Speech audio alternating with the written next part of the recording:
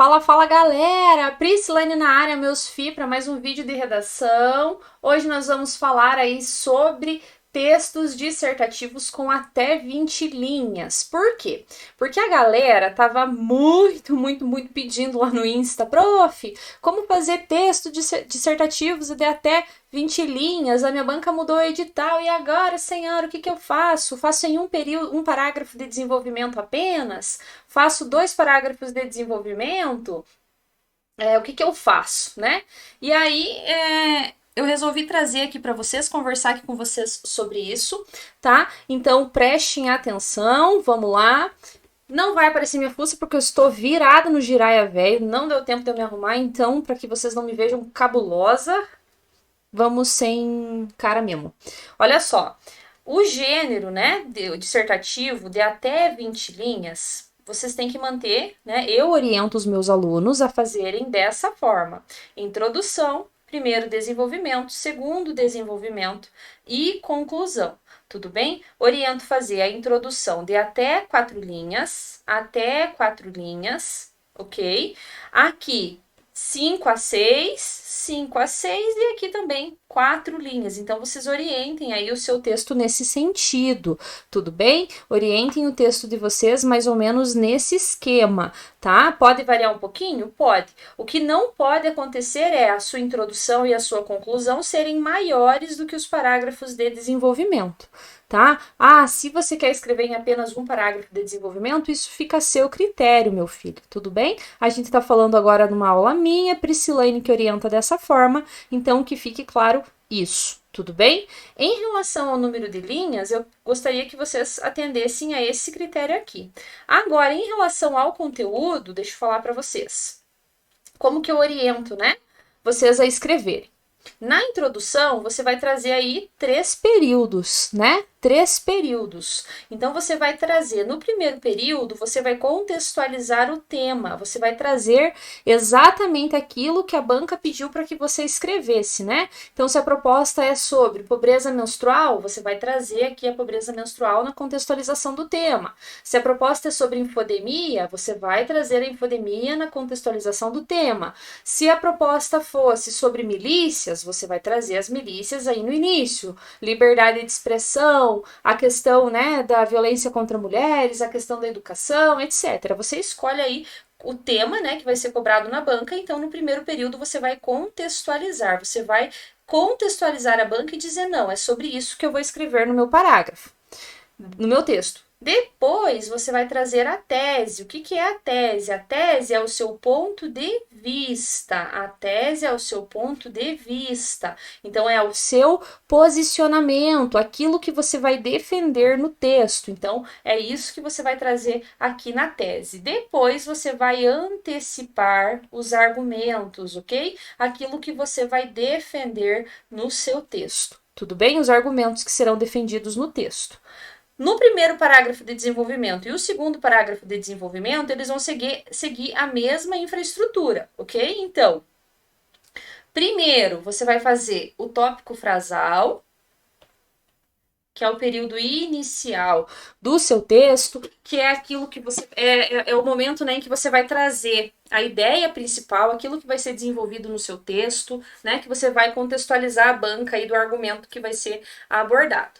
Depois você vai fundamentar e argumentar, você vai trazer, caso você queira, informações de outras áreas do conhecimento e vai retomar com o seu argumento, mostrar para a banca, né, o que você está defendendo, o porquê que você escolheu isso, e aí depois você vai fazer uma reflexão crítica, né, você vai fazer uma reflexão crítica e aí vai fazer como se fosse um fechamento do parágrafo, tudo bem? Então o ideal é que o seu parágrafo de desenvolvimento ele siga aí essa estrutura básica, né? Lembrando que nessa aula não é o foco eu trazer a estrutura, abordar com profundidade aí essa questão de estrutura. Hoje é só uma pincelada mesmo e um exemplo de redação. Depois você vai fazer a conclusão. Dentre as várias formas de fazer a conclusão, você pode escolher se você vai fazer uma retomada da tese e dos argumentos, se você vai fazer uma síntese, se você vai fazer uma perspectiva futura, né? Você que escolhe aí como que você vai escrever aí o seu texto, tudo bem? Então, olha só, Eu trouxe como exemplo para vocês uma proposta sobre pedofilia, tudo bem? Uma proposta que eu achei aqui no meu material sobre pedofilia. Então, eu trouxe o texto 1 que falava sobre a pedofilia, o que é a pedofilia na internet, o que é a pornografia infantil, o que é, né? A pedofilia na internet constitui crime, acessar imagens ou sites de pedofilia constitui crime, a pedofilia fora da internet também é crime. Trouxe, né, o texto 2 que fala dos crimes virtuais, né? E aí eu trouxe alguns exemplos, né? A legislação, a questão assim geral da pedofilia, tudo bem? E a proposta era a prática criminosa da pedofilia. Então, vamos só planejar o seu texto. Olha lá.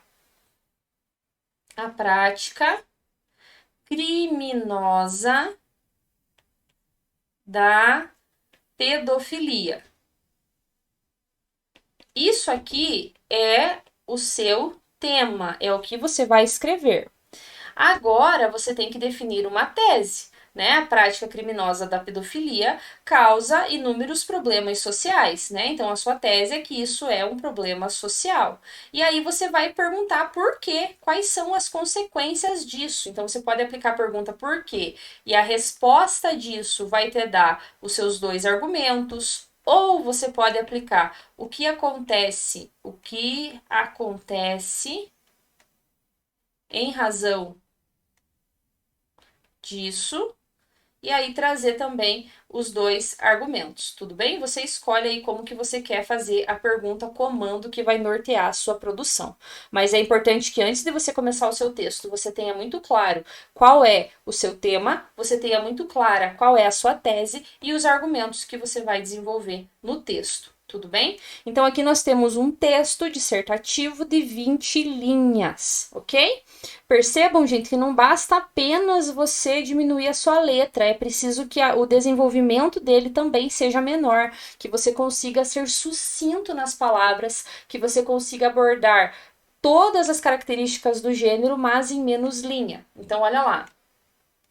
Embora o Código Penal considere crime a relação sexual ou ato libidinoso praticado por adulto com criança ou adolescente menor de 14 anos, na prática a pedofilia ainda faz muitas vítimas no país. Então, olha lá, aqui ó, eu contextualizei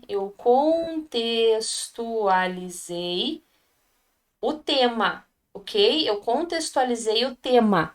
Eu falei da questão da pedofilia como algo grave, né? Eu contextualizei usando aí o Código Penal, mostrando para a banca que eu tenho conhecimento de mundo, ok? Aí em rosa eu trouxe aí o meu posicionamento, qual que é? Causa muitas vítimas, que causa muitas vítimas. Essa é a minha tese. E aí agora eu venho para a antecipação dos argumentos. Assim, o uso irresponsável da tecnologia e a falta de denúncias corroboram para o caos instalado. Então, olha lá, aqui ó, eu tenho o meu primeiro argumento antecipado e aqui nós temos o meu segundo argumento antecipado. A minha introdução está pronta. Eu contextualizei o tema, trouxe a minha tese e antecipei os dois argumentos. Paz do Senhor. Usei o primeiro conectivo, né, para começar o parágrafo de desenvolvimento, e aqui também o segundo, para fazer com que esses parágrafos estejam articulados, né? E agora eu vou comentar sobre o uso irresponsável da tecnologia, e aí depois eu vou falar da falta de denúncias, né? Por quê? Porque são as causas dessa pedofilia no Brasil. Então vamos lá. Inicialmente, é importante ressaltar que as redes sociais são a porta de entrada para pedófilos cometerem o crime. Lembram que eu comentei com vocês sobre o tópico frasal? Pois bem, o tópico frasal é o período inicial, é aquilo que eu trago logo no início do parágrafo para mostrar para a banca que é sobre isso que eu vou escrever. O que eu vou escrever? Sobre o uso da tecnologia, as redes sociais serem a porta de entrada para pedófilos cometerem esse crime. Isso porque de acordo com o Estatuto da Criança e do Adolescente, a pedofilia também ocorre quando há troca de fotos e vídeos pornográficos. Então, eu comprovei o porquê que as redes sociais são a porta de entrada para pedófilos. Por quê? Porque troca de fotos e vídeos que ocorrem por meio das redes sociais também é crime. Então, a negligência, olha lá, a palavra que indica juízo de valor, palavra que indica posicionamento, estou argumentando, estou mostrando para a banca que isso é grave, de pais irresponsáveis, atrelada à sensação de anonimato que a tecnologia detém, mostrei também conhecimento de mundo, mostrei também que eu sei que a tecnologia enseja isso e que por isso que muitos criminosos acham que vão passar impunes, culminam no aumento de casos. Ok? Então, olha só, se eu comecei falando das redes sociais, eu vou continuar falando das redes sociais, atrelando o uso das redes sociais à prática do crime, tudo bem? Beleza? Seguindo essa premissa, percebam então que há uma articulação entre os parágrafos. Nota-se que esse crime é mascarado, inclusive por familiares, né? Lembram que eu comentei que eu ia falar da falta de denúncias aqui na introdução? Então eu venho aqui para o desenvolvimento com essa mesma perspectiva. A falta de denúncias, então, não reflete a realidade dos abusos, não mostra realmente como as vítimas são violentadas dentro de suas próprias casas. Outro sim, soma-se a esse problema a falta de educação sexual, o que faz com que as vítimas sintam-se culpadas e desenvolvam diversos problemas psicológicos, para além dos físicos provenientes do crime. Então eu falo, né, que esse crime, ele é mascarado pela família e que também, né, pelo fato das crianças e jovens não terem conhecimento do que é esse crime, de como essa prática se configura, elas se sentem culpadas pela prática e aí não denunciam, né? Então vocês percebam aí que os parágrafos estão totalmente articulados aí com a defesa do meu posicionamento. Logo, usei conectivo aí de conclusão. O combate à pedofilia é uma luta de toda a sociedade e não apenas das vítimas. Assim, a dignidade dessas pode ser assegurada com denúncias, fiscalizações e punições efetivas aos agressores. Então, eu fiz aí uma conclusão com o quê? Com uma perspectiva futura,